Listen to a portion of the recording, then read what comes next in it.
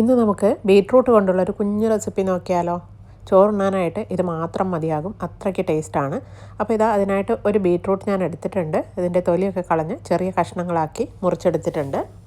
ഇനി നമുക്ക് ഇതിലേക്കൊരു കൂട്ട് തയ്യാറാക്കണം. അതിനായിട്ട് മിക്സിയുടെ ജാർ എടുത്തിട്ടുണ്ട്. ഇതിലേക്കൊരു 5 ടേബിൾ സ്പൂണോളം ചിരകിയ തേങ്ങയാണ് ഇട്ട് കൊടുക്കുന്നത്. ഈ ഒരു കൂട്ടിലാണ് കേട്ടോ ഇതിൻ്റെ ടേസ്റ്റ് ഇരിക്കുന്നത്. അപ്പോൾ ഇതാ ഇനി ഇതിലേക്കൊരു 4 ചെറിയ ഉള്ളി ക്ലീനാക്കി അതൊന്ന് മുറിച്ച് ചേർത്തിട്ടുണ്ട്. 5-6 വെളുത്തുള്ളി ചേർക്കാം. ചെറിയ വെളുത്തുള്ളിയാണ്. വലിയ അല്ലിയാണെങ്കിൽ 1-2 ചേർത്താൽ മതി. കുറച്ച് കറിവേപ്പില ചേർത്തിട്ടുണ്ട്. പിന്നെ ചേർക്കുന്നത് 3/4 ടേബിൾ സ്പൂണോളം കുരുമുളകാണ്. കുരുമുളകിൻ്റെ ഫ്ലേവറാണ് ഈ ഒരു റെസിപ്പിക്ക് നല്ലൊരു ടേസ്റ്റ് കൊടുക്കുന്നത്. ഇനി ഈ ഒരു തേങ്ങയ്ക്ക് ആവശ്യമായ ഉപ്പും കൂടി ചേർത്തിട്ടുണ്ട്. ഒരു 1/4 ടീസ്പൂൺ ഉപ്പാണ് ചേർത്തിരിക്കുന്നത്. 2 നുള്ള് മഞ്ഞൾപ്പൊടിയും ചേർക്കാം. ഇനി വെള്ളമൊന്നും ഒഴിക്കാതെ ഇതൊന്ന് ചതച്ചെടുത്ത് കൊണ്ടുവരാം. നമ്മളിതിലേക്ക് പച്ചമുളക് ചേർക്കുന്നില്ല, എരിവിനായിട്ട് കുരുമുളകാണ് ചേർത്തിരിക്കുന്നത്. അപ്പോൾ ഇതുപോലെയാണ് നമുക്ക് കിട്ടേണ്ടത്. ഇനി നമുക്കൊരു പാൻ അടുപ്പത്തേക്ക് വെച്ച് ഇതിലേക്ക് 1 ടേബിൾ സ്പൂണോളം വെളിച്ചെണ്ണ ഒഴിച്ചു കൊടുക്കാം. വെളിച്ചെണ്ണ ചൂടായിട്ടുണ്ട്. കുറച്ച് കടുകിട്ട് ഒന്ന് പൊട്ടിച്ചെടുക്കുകയാണ്. കടുക് പൊട്ടിക്കഴിയാറാകുമ്പോൾ കുറച്ച് ഉഴുന്നുപരിപ്പ് കൂടി ചേർക്കാം. ഉഴുന്നുപരിപ്പ് ലൈറ്റ് ഗോൾഡൻ കളറായി വന്നിട്ടുണ്ട്. ഇനി ഇതിലേക്ക് കുറച്ച് കറിവേപ്പിലയും 2-3 വറ്റൽമുളകും കൂടി ചേർത്തൊന്ന് മൂപ്പിച്ചെടുക്കുകയാണ്.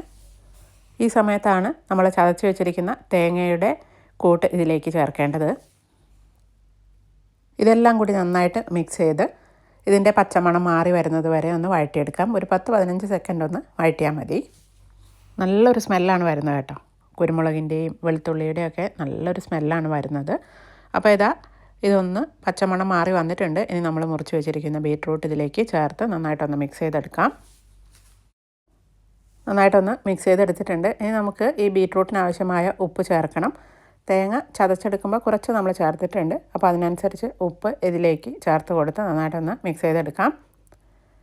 ഇനി നമുക്കൊരു ലോ ടു മീഡിയം ഫ്ലെയിമിലിട്ട് അടച്ചു വെച്ച് ഇതൊന്ന് വേവിച്ചെടുക്കണം. നമ്മളിതിലേക്ക് വെള്ളമൊന്നും ചേർക്കുന്നില്ല. ഈ ഒരു ആവിയിൽ കിടന്ന് തന്നെ ഇത് വെന്തോളും. ഇടയ്ക്കിടയ്ക്കൊന്ന് തുറന്ന് നോക്കി ഇളക്കി കൊടുത്താൽ മതിയാകും. ധാരാളം അയണും ആൻറ്റി ഓക്സിഡൻസും ഒക്കെ അടങ്ങിയിരിക്കുന്ന ഒരു വെജിറ്റബിളാണ് ബീറ്റ്റൂട്ട്. രക്തക്കുറവുള്ളവർക്ക് കഴിക്കാനായിട്ട് വളരെ നല്ലതാണ് ഇത്. ഇതുപോലെ ഉണ്ടാക്കി കൊടുത്താൽ കൊച്ചുകുട്ടികൾ പോലും ഇഷ്ടത്തോടെ കഴിച്ചോളും. അത്രയ്ക്ക് ടേസ്റ്റാണ് ഈ തോരന്. നമ്മുടെ സ്കിന്നിന് ഒരുപാട് നല്ലതാണ് ബീറ്റ്റൂട്ട് കഴിക്കുന്നത്. ധാരാളം ആൻറ്റി ഓക്സിഡൻസ് അടങ്ങിയിട്ടുണ്ട്. അപ്പോൾ നമ്മുടെ തോരൻ ഇവിടെ റെഡി ആയിട്ടുണ്ട്. നല്ല ടേസ്റ്റി ആയിട്ടുള്ള ഒരു തോരനാണ്. ചോറുണ്ണാനായിട്ട് ഈ ഒരു തോരനും തൈരും മാത്രം മതിയാകും. നിങ്ങൾ പലരും ഇതുപോലൊക്കെ ഉണ്ടാക്കുന്നവരായിരിക്കും. ഇതുപോലെ ഇതുവരെ ഉണ്ടാക്കാത്തവരുണ്ടെങ്കിൽ ഒന്ന് ട്രൈ ചെയ്ത് നോക്കൂ. നിങ്ങൾക്ക് തീർച്ചയായിട്ടും ഇഷ്ടമാവും. ഈ കുഞ്ഞു റെസിപ്പി നിങ്ങൾക്ക് എല്ലാവർക്കും ഇഷ്ടമായിട്ടുണ്ടാകുമെന്ന് വിചാരിക്കുന്നു. ഇഷ്ടമായിട്ടുണ്ടെങ്കിൽ എൻ്റെ ഈ വീഡിയോ ലൈക്ക് ചെയ്യാനും ഫ്രണ്ട്സിനും റിലേറ്റീവ്സിനൊക്കെ ഷെയർ ചെയ്യാനും എൻ്റെ ഈ ചാനൽ സബ്സ്ക്രൈബ് ചെയ്യാനും മറക്കല്ലേ. മറ്റൊരു ഹെൽത്തി റെസിപ്പിയുമായിട്ട് അടുത്ത വീഡിയോയിൽ കാണാം. Thank you. Bye bye.